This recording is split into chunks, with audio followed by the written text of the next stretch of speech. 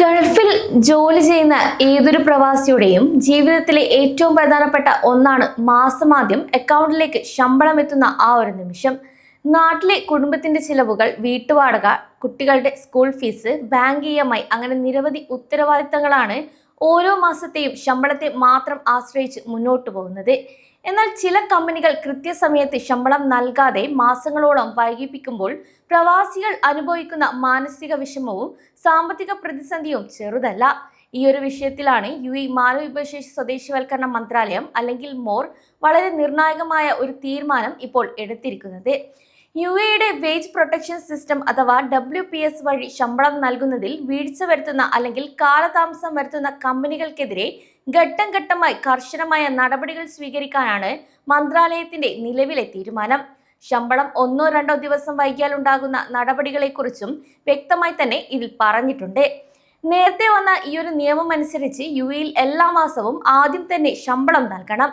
കൂടാതെ തൊഴിൽ മന്ത്രാലയത്തിന്റെ പുതിയ തീരുമാനം അനുസരിച്ച് ശമ്പളം വൈകുന്ന ദിവസങ്ങളുടെ അടിസ്ഥാനത്തിൽ കമ്പനികൾക്കെതിരെ നടപടികൾ ഘട്ടം ഘട്ടമായാണ് ശക്തമാക്കുന്നത്.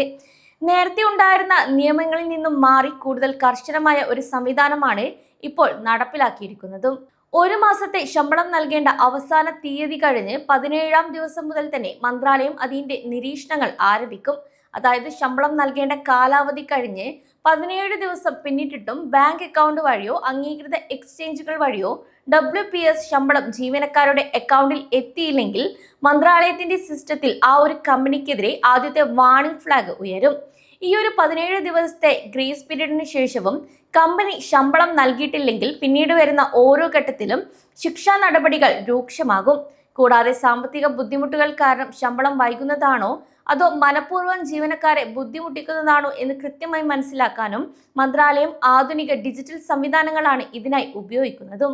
അതുകൊണ്ട് തന്നെ അടുത്ത ആഴ്ച തരാമെന്ന് പറഞ്ഞ് തൊഴിലുടമകൾക്ക് ഇനി മന്ത്രാലയത്തിന്റെ കണ്ണു വെട്ടിച്ച് മുന്നോട്ടു പോകാനും സാധിക്കില്ല.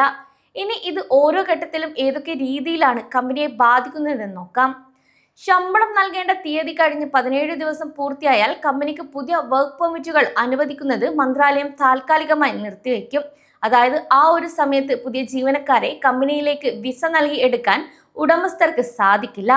ഒപ്പം മന്ത്രാലയത്തിൽ നിന്നും കമ്പനിക്ക് ശമ്പളം ഉടൻ വിതരണം ചെയ്യണമെന്ന് കാണിച്ച് ഔദ്യോഗിക മുന്നറിയിപ്പ് സന്ദേശങ്ങൾ അയക്കുകയും ചെയ്യും. ശമ്പള കുടിശ്ശിക 30 ദിവസം പിന്നിട്ടാൽ പ്രത്യാഘാതങ്ങൾ കൂടുതൽ ഗുരുതരമായിരിക്കും. കമ്പനി നൽകുന്ന നിയമപരമായ മുന്നറിയിപ്പുകൾക്ക് പുറമെ സ്ഥാപനത്തിൽ നേരിട്ടെത്തുന്ന ലേബർ ഇൻസ്പെക്ടർമാരുടെ പരിശോധനകൾ ആരംഭിക്കുകയും ചെയ്യും. ഇനി കമ്പനി യഥാർത്ഥത്തിൽ പ്രവർത്തിക്കുന്നുണ്ടോ, അവിടെയുള്ള ജീവനക്കാരുടെ യഥാർത്ഥ അവസ്ഥ എന്താണ്, എന്തുകൊണ്ടാണ് ശമ്പളം വൈകുന്നത് എന്നൊക്കെ ഇവർ നേരിട്ടെത്തി പരിശോധിക്കുകയും ചെയ്യും.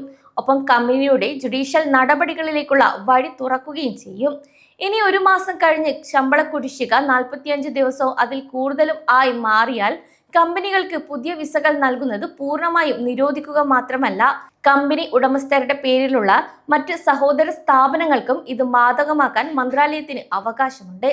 അതായത് ഒരു കമ്പനി വരുത്തിയ വീഴ്ച കാരണം ഉടമയുടെ മറ്റ് ബിസിനസ്സുകളിലെ വിസ സേവനങ്ങളും സ്തംഭനാവസ്ഥയിലാകുമെന്നാണ് ഇതിന്റെ അർത്ഥം.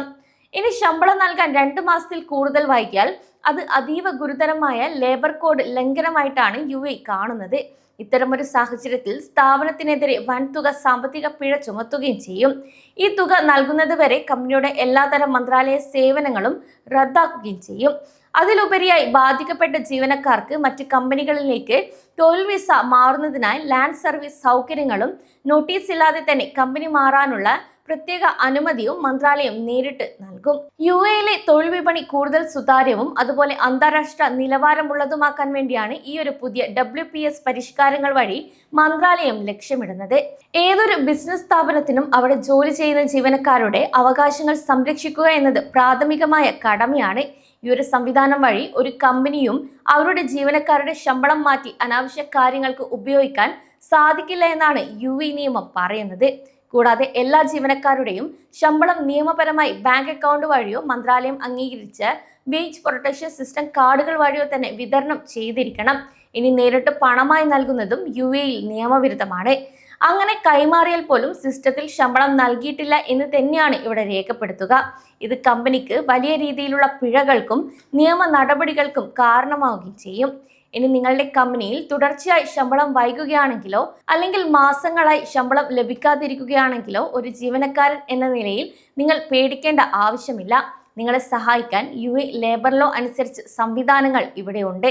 നിങ്ങൾക്ക് മോർ ആപ്പ് വഴിയോ അല്ലെങ്കിൽ മന്ത്രാലയത്തിന്റെ ഔദ്യോഗിക വെബ്സൈറ്റ് വഴിയോ അല്ലെങ്കിൽ 600-5900 എന്ന ടോൾ ഫ്രീ നമ്പറിൽ വിളിച്ചോ പരാതികൾ രജിസ്റ്റർ ചെയ്യാം.